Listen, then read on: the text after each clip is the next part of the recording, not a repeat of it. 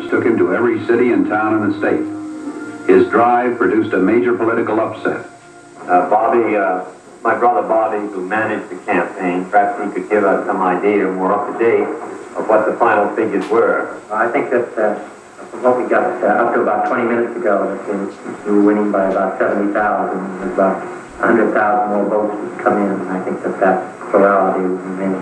That's out of about 2,250,000. So I think that's about 5% of the vote. Good, fine. Well, I guess you're glad it's over, aren't you, Bobby? I am. Okay. He was now the leading figure in Massachusetts politics.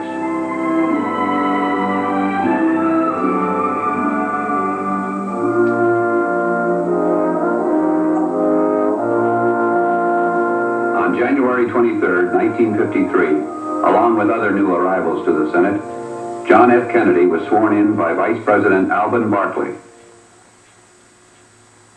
Senator John Kennedy became Washington's most eligible bachelor. He renewed a romance with socialite Jacqueline Bouvier that had begun in 1951.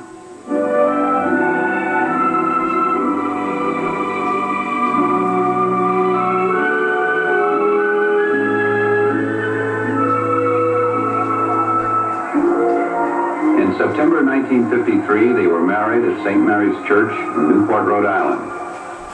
600 guests attended the wedding, which was consecrated by Archbishop Cushing of Boston and blessed by the Pope.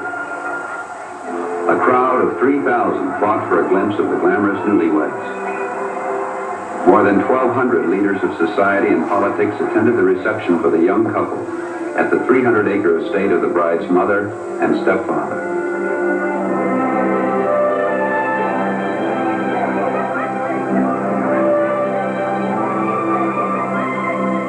I give you the man from Libertyville, the next Democratic nominee and our next President of the United States, Adlai E. Stevenson. His sights on the presidential nomination for 1960. He was assigned to the Senate Labor Rackets Committee headed by Senator McClellan, with Bobby Kennedy as its counsel and Barry Goldwater as a fellow member. He introduced a bill to correct abuses of big business and big labor. Opposing the bill was Jimmy Hoffa, leader of the Teamsters Union. I would be very happy to have our legal counsel here, our legislative representative here, assisting me in spending as much time as necessary to acquaint the American people with the fact that this is a strike-breaking, union-busting bill. In my opinion. Mr. Hoffa, this bill is not a strike-breaking, union-busting bill. You're the best argument I know for it. Your testimony here this afternoon, your complete indifference to the fact that numerous people who hold responsible positions in your union come before this committee and take the Fifth Amendment because an honest answer might tend to incriminate them. Your complete indifference to it, I think, makes this bill essential. 1957, a daughter, Caroline, was born to the John F. Kennedys. Bobby and his wife, Ethel, were the godparents of new parenthood. The maturing of the handsome young couple increased their popularity in Washington and Massachusetts. In the 1958 senatorial campaign, John was re-elected by the largest majority in the history of Massachusetts. A family strategy meeting was held.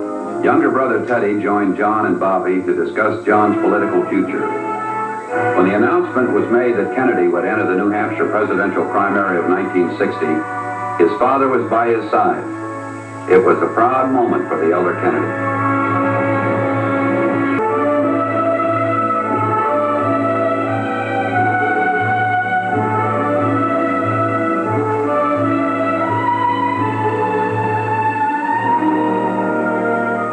Kennedy was a Catholic, and he met the highly controversial issue of his religion in characteristic forthright fashion. I would think that there's really only one issue involved in the whole question of the candidate's religion.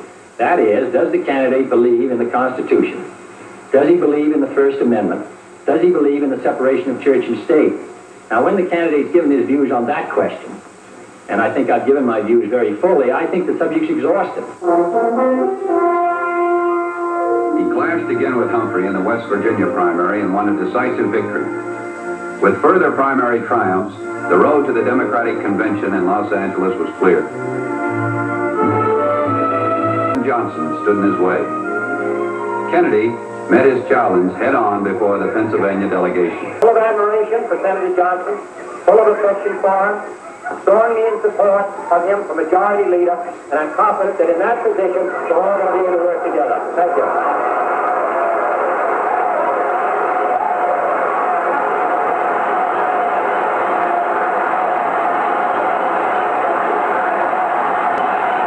The convention gallery was crowded with vigorous supporters of Adlai Stevenson. On the floor, others were ready to move in if the Kennedy drive faltered on the first ballot. But this time, the Kennedy team was organized and ready. To lead us to a fruitful America, to a peaceful world for mankind everywhere, is the great senator from the state of Massachusetts, John F. Kennedy.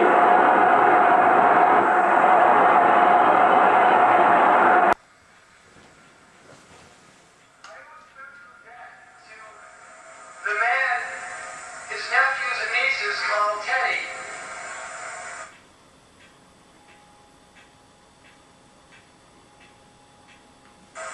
Not just because of what he means to me personally, but because of the causes he's carried on. He has shown that an unwavering commitment to the poor, to the elderly, to those without hope, regardless of fashion or convention, is the greatest reward of public service.